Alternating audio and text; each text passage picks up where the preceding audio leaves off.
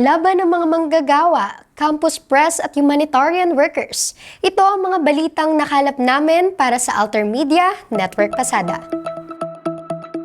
Nangangamba ang labor groups na baka lumalalang ang kondisyon ng mga manggagawa kung matuloy ang panukalang 4-day workweek ng gobyerno. Maaaring danasin ng mga manggagawa ang mas mahabang working hours, unpaid overtime at no work no pay scheme lalo na para sa mga contractual workers. Basahin ang ulat ng bulatlat sa kanilang website. No deal ang sabi ng Union ng Kowloon House West Chapter matapos ang barat na 10 pisong dagdag sahod na alok ng kumpanya. Higit na mababa ito sa inihapag ng mga unionista na 35 peso wage increase. Deadlock ngayon ang negosasyon sa pagitan ng Union at kumpanya. Basahin ang news update ng Mayday Multimedia sa kanilang Facebook page.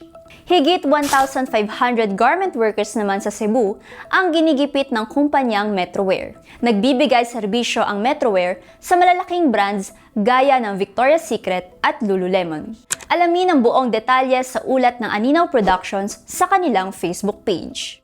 Sabay-sabay na nagbitiw sa pwesto ang editorial staff ng Primum, ang official student publication ng University of Mindanao. Ito ay bilang pagtutol sa anilay sunod-sunod na atake at pangingialam ng University Administration sa pahayagan. Ayon sa pahayag, ginipit ng mga opisyal ng universidad ang mga miyembro ng editorial board ng suspension, scholarship revocation at forced resignation kung hindi ito sumunod. Basahin ang statement ng College Editors Guild of the Philippines Davao ukol dito sa kanilang Facebook page.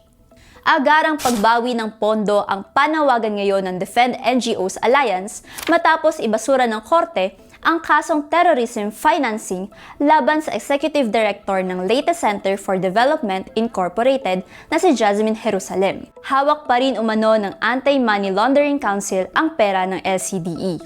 Malaking hadlang ito sa humanitarian at development work ng LCDE ayon sa Defend NGOs.